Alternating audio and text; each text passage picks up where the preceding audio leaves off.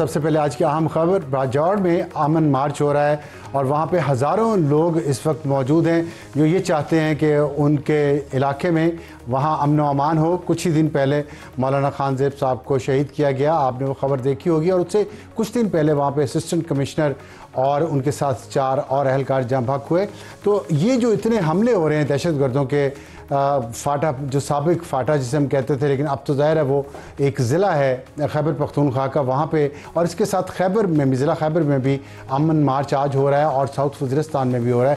یہ تمام جو بیلٹ افغانستان کے ساتھ ہے، وہاں پہ ٹی ٹی پی نے جو دہشت گردی کی کارروائیاں شروع کی ہوئی ہیں، وہاں پہ داعش بھی وہ بھی ایکٹیو ہے، اور اس کے ساتھ ساتھ بہت ساری انگلیاں کچھ اور اطراف بھی اٹھتی ہیں۔ یہ تمام باتیں جو، اور ٹرسٹ ڈیفیسٹ جو ہے عوام کے درمیان، قانون نافذ کرنے والے اداروں کے درمیان، اور صوبائی حکومت کا وہاں پہ تقریباً نہ ہونا، کیونکہ ابھی حافظ حمداللہ صاحب نے جیسے کہا ہے، جے یو آئی کے رہنما ہیں کہ صوبہ جل رہا ہے، اور علی مین گنڈا پور جو وزیر اعلیٰ ہیں صوبہ خیبر پختونخوا کے، وہ لاؤ لشکر کے ساتھ پنجاب فتح کرنے نکلے ہیں۔ تو سوال یہ ہے، اور اہم خبر بھی یہی ہے آج کی، کہ اس علاقے کو کون ٹھیک کرے گا اور کب تک کرے گا؟ وفاقی حکومت اس میں اپنا رول کیوں نہیں پلے کر رہی؟ اور ہمارے پروگرام کا تعارف آج کی ٹاپ سٹوری، سیاسی جماعتوں کو کون ساتھ بٹھائے گا، اس پہ ہم بات کریں گے سابق وزیر اعظم پاکستان شاہد خاقان عباسی سے، جو کنوینر ہے عوام پاکستان پارٹی کے۔ اور ہاٹ ایشو ہوگا ہمارا 90 دنوں میں آر یا پار کیسے، یہ علی مین گنڈا پور نے لاہور میں کہا ہے کل خطاب کرتے ہوئے کہ عمران خان صاحب کی رہائی کے لیے وہ تحریک چلائیں گے، اور ساتھ یہ بھی کہا ہے کہ مذاکرات کی دعوت بھی دی ہے۔ یہ ہوگا کیسے 90 دنوں میں آر یا پار؟ اور آر یا پار تو وہ پہلے بھی کہتے رہے ہیں، اس دفعہ مختلف کیا ہے؟ شوکت یوسف زئی صاحب سے پوچھیں گے، پی ٹی آئی کے رہنما ہیں، اور ہمارا آج کا ایڈیٹوریل مہنگائی، عام آدمی کا برا حال آپ کو بتائیں گے کہ کم از کم تنخواہ 40,000 میں ایک عام آدمی کیسے گزارا کر سکتا ہے اتنی مہنگائی میں۔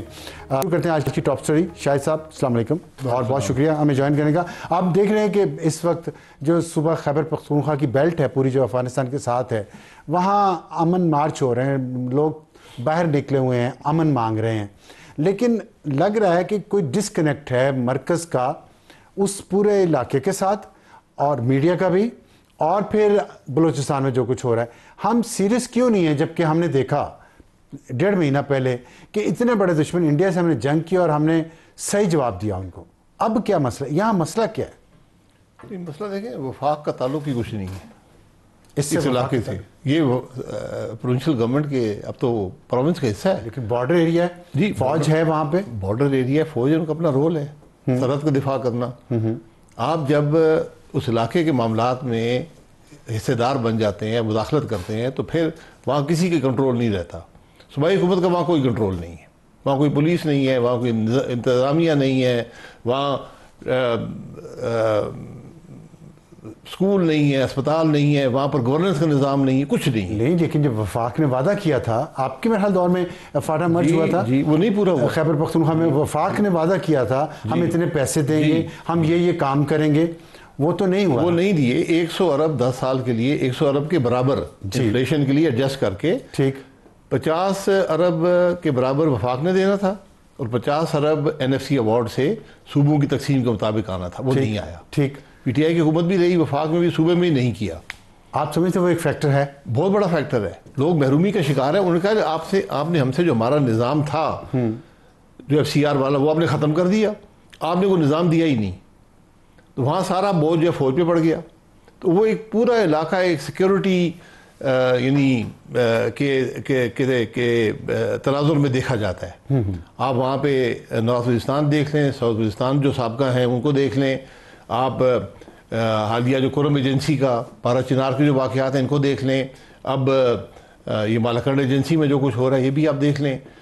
تو اس کے لیے ضروری ہے کہ سی سی آئی کی میٹنگ ہو، اس میں بیٹھیں، اس کا حل تلاش کریں۔ آپ کے خیال میں یہ جو کچھ ہو رہا ہے، سی سی آئی کی میٹنگ بلا کے اس میں اس بات کو ڈسکس کرنا چاہیے؟ اور فورم ہے، کوئی ملٹری آپریشن ہے یا ویسے ہی انٹیلیجنس بیسڈ آپریشنز ہیں یا بات چیت ہے، یہ سب کچھ سی سی آئی میں طے ہونا چاہیے؟ وہ چیزیں تو سیکیورٹی کا معاملہ ہے نا، وہ تو آپ نے مقابلہ کرنا ہے، دہشت گردی ہوگی، اسٹیٹ کے خلاف کارروائی ہوگی، آپ کی ذمہ داری ہے۔ لیکن کمپلیکیشن زیادہ ہے نا، کیونکہ دہشت گرد جو ہیں وہیں مرج ہو جاتے ہیں، وہیں رہتے ہیں اسی علاقے میں جہاں پہ عام لوگ بھی رہ رہے ہیں۔ عام لوگ حکومت پہ اعتبار نہیں کر رہے اب، کہ جی آپ نکل جائیں یہاں سے, ہم آپریشن کریں گے. وہ کہتے ہیں ہم پہلے نکلے تھے تو ہم جی بالکل بالکل. تو یہ ٹرسٹ ڈیفیسٹ کیسے ختم ہو؟ سر دیکھیں میں آپ کو ایک مثال ڈیفیسٹ بعد میں ختم ہوئی, ٹرسٹ نہیں ہے, یہ نظام کی مکمل ناکامی ہے. ٹھیک.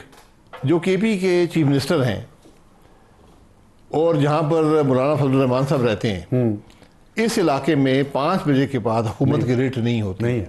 میرا خیال ہے کہ تاریخ میں شاید یہ دوسرا واقعہ تھا. ایک دفعہ آپ کو یاد ہوگا, بہت پرانی بات ہے, پیس پارٹی کے زمانے میں اسلام آباد پولیس نے ہڑتال کر دی تھی.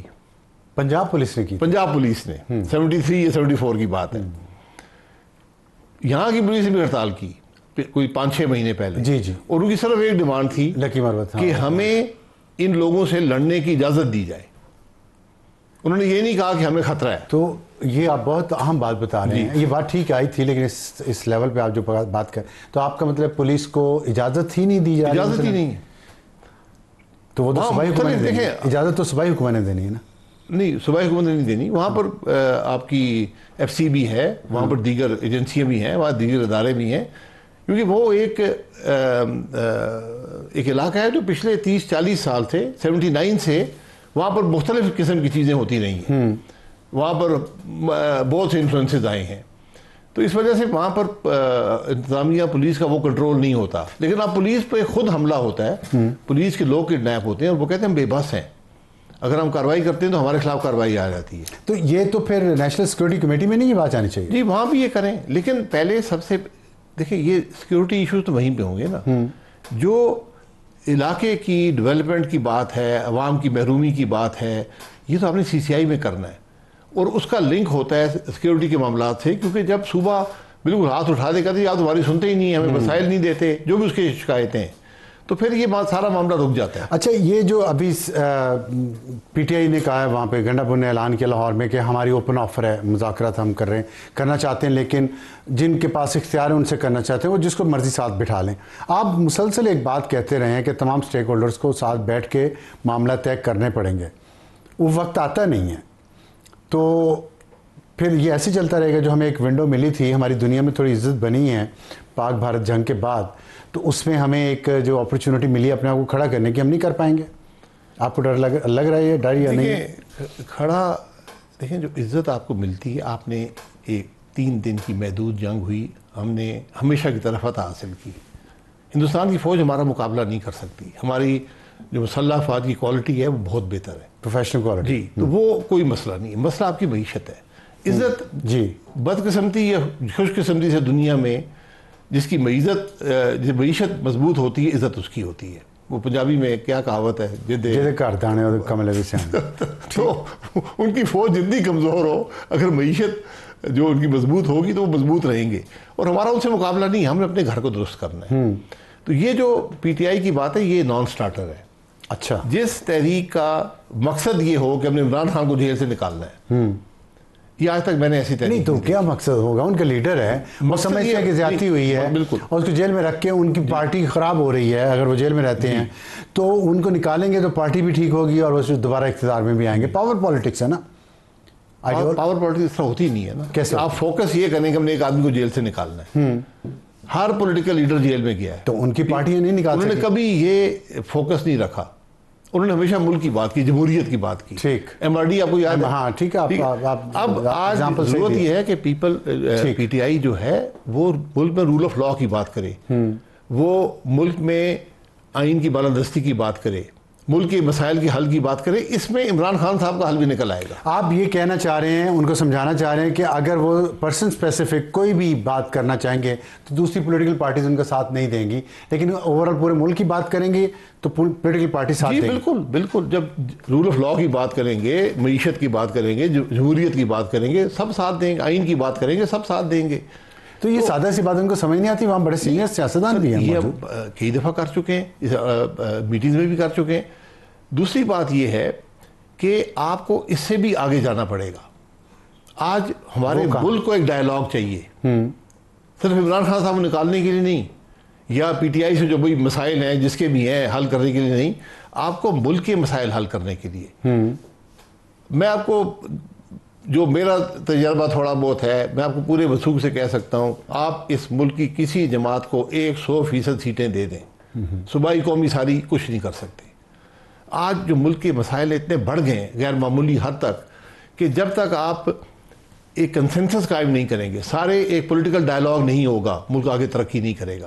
2 بنیادی چیزیں ملک کو ترقی دینے کے لیے, رول آف لا, اور یہ ایک بڑی وائڈ رینجنگ چیز ہے, اس میں الیکشن بھی شامل ہے. جب الیکشن ٹوٹتے ہیں جس ملک میں متنازع ہو جاتے ہیں, وہاں رول آف لا نہیں ہے. دوسرا, آپ کو سیاسی انتشار ختم کرنا ہے. سیاسی انتشار ختم کیے بغیر کوئی انویسٹمنٹ نہیں آئے گی, کوئی گروتھ نہیں آئے گی, یہ بات یاد رکھیں. تو سیاسی انتشار کو کوئی بھی سیاسی جماعت اس پہ انیشیٹو کیوں نہیں لے رہی؟ ساری سیاسی جماعتیں لگتا ہے مفلوج ہو چکی ہیں. کوئی ایسی سیاسی جماعت یا سیاسی لیڈر نہیں ہے جس کے پیچھے سارے اکٹھے ہو سکیں کہ چلیں بات کرتے ہیں. اعتبار ہی نہیں ہے. یہ جو آپ نے بات کی ہے, سب سے اہم بات یہ ہے, اور یہ سب سے بڑی بدنصیبی ہے ملک کی. اس کا مطلب یہ ہے کہ آج کسی بھی سیاسی جماعت کو ملک کی پرواہ نہیں ہے, وہ صرف اپنے مفاد کی بات کرتی ہے کہ مجھے اس ساری کھیل میں کیا ملے گا. تو پھر جب یہ مقصد ہو تو پھر ڈائلاگ نہیں ہوتا. نہیں, سیاسی جماعتوں کا مقصد تو پاور میں آنا ہی ہے نا. اپنی پاور, اپنی جماعت کو پاور میں لانا. ملک چلے گا تو پاور میں آئیں گے نا. پاور کو ایک طرف چھوڑ کے آئے نا سارے, پاور کی بات بعد میں کریں گے. ٹھیک ہے. آج ملک کے مسائل کو حل کرنے کے لیے, اس ملک کے عوام کو فلاح دینے کے لیے, ایک اور بات آپ سے پوچھا اسی سے, آپ نے کہا بڑی اہم بات ہے, یہ جتنی لیڈرشپ کی ہم نے بات کی ہے, مطلب اللہ تعالیٰ سب کو زندگی سے دے, لیکن most of them they have lived their life. جو کہتے ہیں نا زندگی گزار لی, اب اگلی نسل نے آنا ہے ان کے, تو کیا اس عمر میں جا کے اتنا احساس یہ کم ہو جاتا ہے کہ چلو یار ہم نے گزار لیا, اب اپنی ایگو چھوڑیں اور ملک کے لیے بیٹھ کے اپنا مفاد قربان کر دیں, ہم اگلی نسلیں آ کے اس میں سے کوئی سیاسی جماعت یا سیاسی لیڈر کامیاب ہو جائے, ملک آگے چلا جائے, ایسا نہیں سوچتے؟ کیوں نہیں سوچتے؟ آپ کے سامنے ہے نا. کیوں نہیں سوچتے ایسا؟ اقتدار زیادہ کی قبولیت زیادہ ہے, اقتدار کی خواہش زیادہ ہے. بڑی سیدھی بات ہے, آپ کے سامنے ہے سارا معاملہ. آج دیکھیں تینوں بڑی جماعتیں. اقتدار کیوں ہے؟ جب آپ نے خود کہا کہ ملک ہوگا تو اقتدار ہوگا, جی, تو پھر یہ احساس ان لوگوں کو کیوں نہیں ہے؟ ملک کے حالات ہوں گے, دیکھیں اللہ نہ کرے ملک نہ ہو, ملک کے حالات بہتر ہوں گے تو ہم ملک چلائیں گے نا. یہ آج ذمہ داری ہے, یہ زیادہ لوگ نہیں ہیں, 6-8 لوگ ہیں ملک کے اندر جن کی یہ ذمہ داری ہے کہ بیٹھیں اور ملک کے مسائل حل کر سکیں. یہ ایک دوسرے سے جھگڑا کر کے, ایک دوسرے کو نیچا دکھا کے, جس کو کہتے ہیں نا زیرو سم, سیاست زیرو سم گیم نہیں ہے کہ میں جیتوں گا اور افسار صاحب ہار جائیں گے, افسار صاحب جیتیں گے میں ہار جاؤں گا, یہ نہیں ہے.